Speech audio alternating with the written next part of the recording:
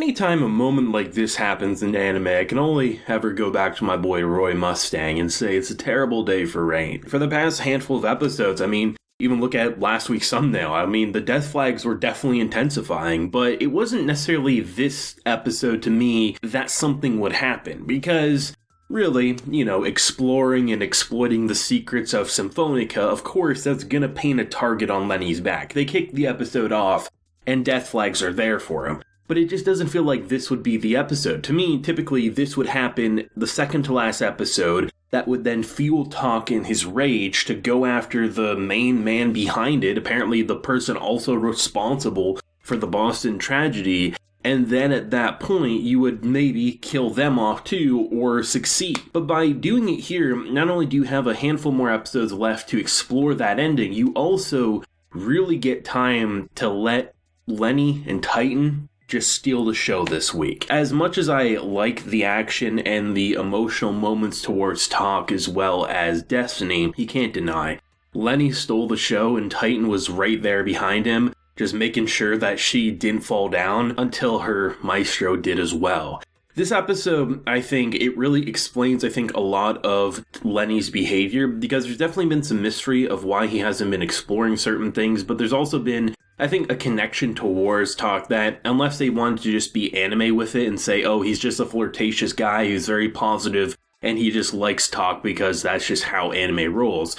It could have worked, but the fact that they gave it that extra oomph, the fact that he had a connection to his father, the fact that there was a day that he came to his home to try to apologize. He heard a crying young Takt and realized that's not what he needs right now. He needs a world where he can be happy and play music. It really just adds an extra layer to an already, fan favorite character, that being Lenny. Because I don't think I've seen many people... Actually, I don't think I ever recall seeing a single criticism towards Lenny. It was just such a bundle of energy that it was hard not to have a smile on your face, even if you're like, okay, maybe he's a little too perverted, but at the same time, you know what, I can roll with it because Lenny's just that great. And to see the final moments, I got very much a Madoka Magica vibe when we had Titan summoning a bunch of her guns. I very much got a mommy situation where just that was so badass, just seeing them all light up and just... Honestly, I wasn't expecting Heaven to push Hell away. I didn't think they cared about each other that much, but apparently they did. It seems like Heaven did survive, given that it didn't look like a carrying of a body that was dead, but more so gravely wounded. I was kind of hoping that maybe Heaven would die from that blast, just to make it say, even though they ended up going out too, at the very least we took one powerful person, but maybe at the same time she'll be down for the count for some time, hard to say. But still, the idea that for so long he's been trying to get the absolute truth, and until he had the truth he wasn't going to act, and unfortunately, you can't really get things one up on the headman in charge who's probably observing everyone's move. The fact that he literally was there, the exact meeting spot that he was going to reveal to Takt all these secrets, says to me he probably has the phone lines tapped, and anyone who mentions any sort of corruption is, gonna be pretty much put an axe through the head or something like that. So it doesn't feel like things randomly happen in this episode. It feels like, unfortunately, you're dealing with a very powerful organization that is literally launching destruction upon the world. Early on into the show, my assumption was,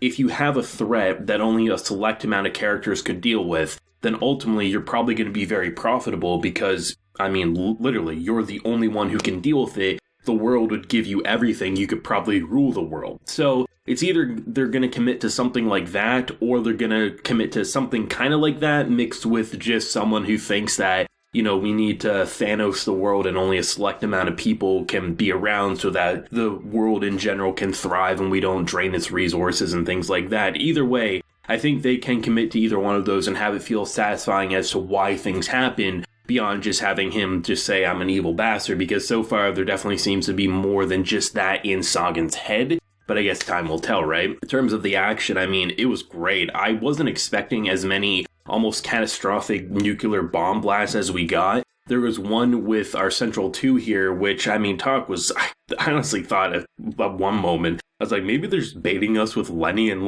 they're actually going to commit to almost killing him, or maybe even making it so they can't fight anymore, and then in return Lenny will have to give his life because he's the only one who can fight. And just seeing the brutality and how, despite literally getting killed, he was ready to do a second time until he passed out. It was not looking good for them. I like the kind of like martial arts aspect because someone like Hell with her kind of like saw blade boots is just really cool to see how she fights and moves around in comparison to someone with guns or even just, I mean, Heaven's umbrella that turned into a gun to a shield to, I don't even know. There was one moment where she was about to reload and then she got an attack and she had to deflect. There was some cool shit there. It actually kind of reminded me of Ruby in certain ways with how the weapons were actually guns and things like that, which I really enjoyed. But the highlight of the episode was without a doubt the emotional aspect and seeing just how much like Lenny committed to being a good guy through and through, and how the personality we saw definitely wasn't the personality he started off as. The fact that, you know, he's probably feeling so guilt driven that, you know, if he would have just convinced the father to not play, that things might have been different for him. And the fact that the father, very much like Takt, is just like, you know, in times like these, people need music more than ever.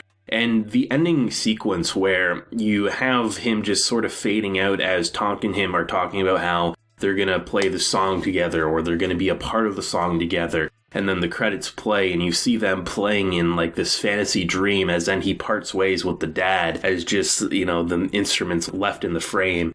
That shit was so powerful and so well done. Like, that really hit you in the heart, I felt. Like, it was probably one of, if not the most powerful moments I think the anime has seen to date. Just seeing Takt, someone who used to be so cold, really opening up and feeling like he's losing another parental figure in his life. And, you know, the rage and what that's going to do to him, it's hard to say because we have a couple of episodes left. And, I mean, with character development and rage kind of piling in, it's hard to say how he's going to act and how far he'll push himself, because he almost pushed himself to death in this episode. And had Lenny not been there, he would have died. Now that Lenny's not there, it's very possible he will die destroying this organization. Like, this show has been a roller coaster for sure. I'm really happy to see the development and how they've progressed this show, because it easily could have just been a, hey, here's your waifu and here's some cool action. But I mean, if you've watched these videos long enough, you know the thing I highlight the most is how I'm enjoying the arcs for Destiny and, you know, what happened to Cosette, seeing her as her own person, feeling guilt-driven that, you know, she replaced a sister and a lover. Now, am I okay to be here? Lenny's kind of guilt about not saving a poor boy's father who he respected and admired, and doing everything he can to expose and create a world where he could play music. Those are the things that make it great. The icing on the cake is, of course, the action, which honestly has remained pretty damn consistent. There's definitely higher points than others, but I mean, this show looks really, really good. And the way they incorporate that classical music with remixes and just like really blasting it. I love how music has been a core theme of the show. It's not just the characters wanting to play. The way they use music almost like an attack, it really adds a lot of oomph to an already pretty impactful action sequence. But of course, as always, thoughts and feelings. What did you think of episode 10 of Takt Destiny, and where do you think it's going to go with the last handful of episodes, and how do you think it's going to end, all things considered? Leave a like if you enjoyed and subscribe if you're new around here. So until next time, everyone, please take care and have a good one.